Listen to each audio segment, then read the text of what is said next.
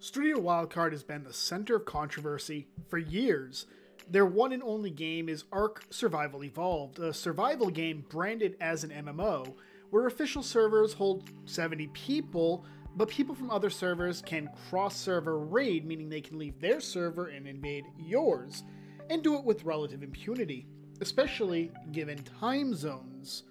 As alpha tribes and mega tribes hold sway and control on the official scene, the company continues to cater to them, driving off smaller tribes, even from many of the servers dedicated to those smaller tribes.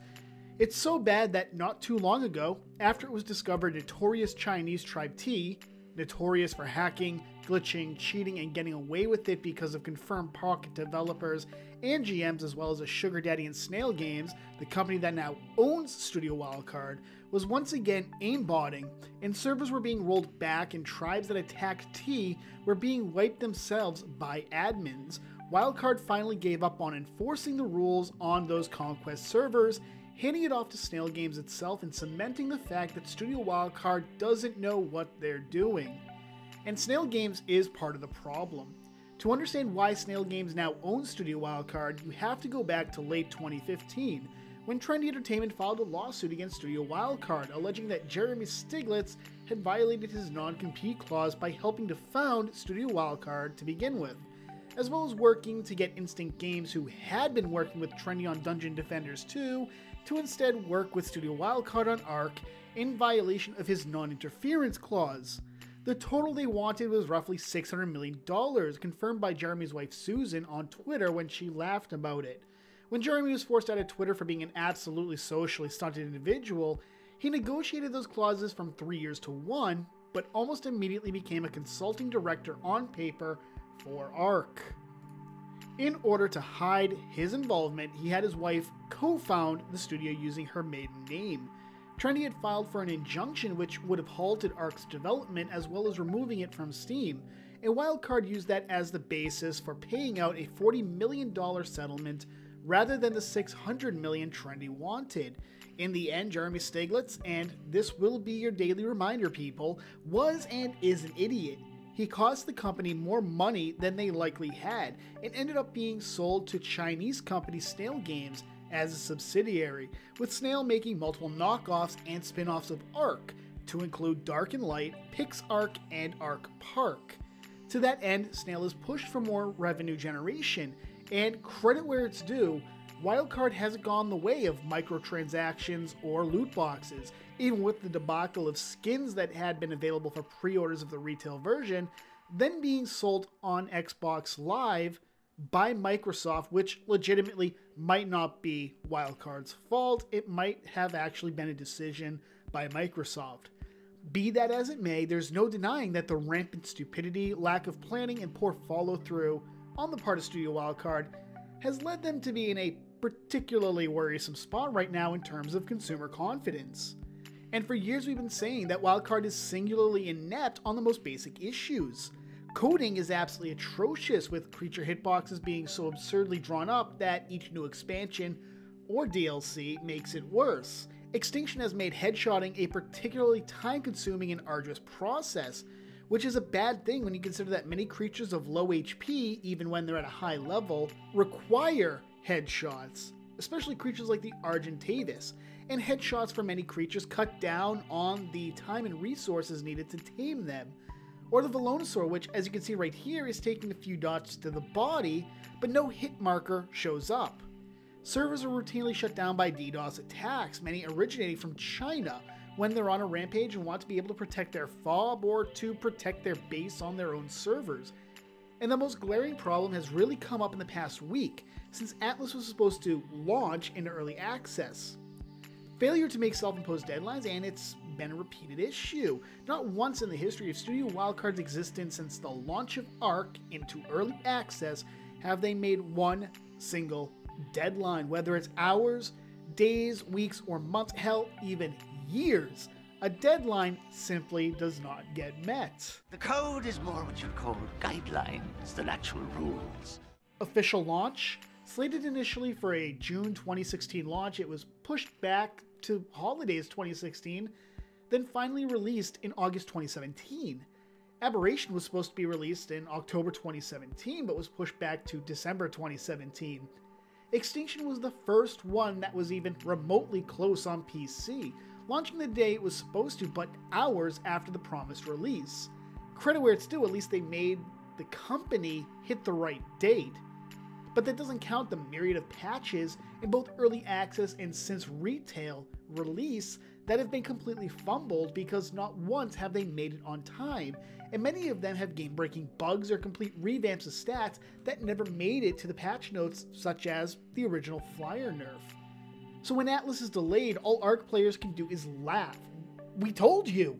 We warned you that Grapeshot Games, the company that Studio Wildcard claims is making it, but it's really filled with Wildcard employees, would fail to make deadlines. We warned you it would be a cluster. We warned you it would not meet your expectations. Every expansion, every DLC, every new aspect of the game, meaning ARC, is shown to streamers and content creators first. And the people who actually give a damn about the game, the people who actually beta test things or who work with the dev kits to make mods to fix this buggy game, are told to stand by. And yet Studio Wildcard's chat wants you to believe that this is an outlier, when in reality, this is simply the norm for the company. This isn't funny anymore. Jeremy Stiglitz and Jesse Rapchick have moved on to a new game, trying to put it out under a new company in the hopes that maybe some gullible individuals might not realize that Studio Wildcard is actually producing the game. You might also notice at the bottom here that Jeremy is listed as a co-founder of the company, despite in their legal response to Trendy's lawsuit that Jeremy was only a consultant on the game and not a co-founder. Trendy could probably use that against them, but that's neither here nor there. But good on games journalists for hammering that it's the same company, it's the same people, it's the same problems plaguing this game that have affected ARC. And good on Jeremy and Jesse for being such absolute idiots that they gave this away in their own address to the ARC players, explaining why Extinction was such a buggy piece of hot garbage. I mean, you had already complained for years that you needed more, quote, talent, unquote. So you decide to take part of it away from your already released buggy game, a game you made the players pay $60 for, as well as all the DLC. You decided to take that talent away and move on to another game. And you took new hires as well to work on an ancillary project and trying to expand your portfolio when you don't have the money or resources to do so. And all the while saying you'll be releasing more expansions for ARC. And let's talk about the expansions for a second. It appears that Atlas may actually be an unreleased DLC for ARC. According to Makayo on Twitch, there is a hidden option on Xbox that opens up an ARC menu in Atlas where you can pick the map you'd like to play on. From the island to the center to DLC maps, here's a clip of it. You're in-game with the controller. Look, now you press bottom. There's rejoin Atlas, there's join new Atlas, there's option, there's exit. And now press 1 times more on the button, and there is a hidden button, you cannot see this. Then enter it with the A button, and you're in an ARC menu. Hello! We are playing ARC Survival Evolved. Do you want to play the island, the Scorched Earth DLC, Aberration DLC, the center, alright. And you'll notice this option, Ocean. After Scorched Earth, people had been begging for a water-themed DLC to have something other than being an air breather, something new, something exciting, something where more marine reptiles, because plesiosaurs and mosasaurs aren't actually dinosaurs, could be put on. Something to make the water biomes feel amazing and unique, outside of the island, the center, and Ragnarok. It looks like we may have had one coming, but Jeremy or Jesse, or both of them, looked at it, looked at Sea of Thieves, watched Pirates of the Caribbean, and said, yeah, we could do something like that. But the early access launch, I haven't seen an abortion this bad since Sargon of Akkad decided to start using racial slurs and aborted his political career before it even started. Slated to be released 11 December in early access, it was pushed back to 19 December, and then to 22 December. Just like with the announcement of the end of early access for ARK at E3 2017 and then the subsequent delay, Atlas was announced at another large-scale gathering of gamers, and then delayed. But they don't stop there. In his address to the players on the delays, I'm going to be honest, I can't pronounce his name, but I'm going to try for this video. Jatish Karen. He goes by Jat. Okay, let's just call him Jat from now on. I'm not going to... Jat, I'm sorry for screwing up your name. I know I did. I'm going to put that out there. I apologize. I can't pronounce it. I even practiced it for like 10 minutes, and I still can't get it right. But he stated, fuck the ETAs and don't wait around. How incompetent do you have to be to actually tell people that your deadlines don't mean a damn thing to you? And they shouldn't matter to the players. I understand the context of what he's saying. He's telling people, don't wait around, don't put your health in jeopardy. But considering the fact that for the longest time, ARK players have said Studio Wildcard doesn't listen to deadlines, doesn't care about deadlines, and now you're telling the players, don't pay attention to deadlines, it's understandable where the cynicism might come in. The players who have pre-ordered this atrocity are looking to play it, and all you can say to their collective dismay is, don't listen to the company. Don't listen to the developers. We don't know what we're doing. Are you bloody serious here, Jat? And let's talk about that bungled launch, where players couldn't log in when they finally could. And when they could, they were in the middle of the ocean, surrounded by the corpses of others who had also spawned there.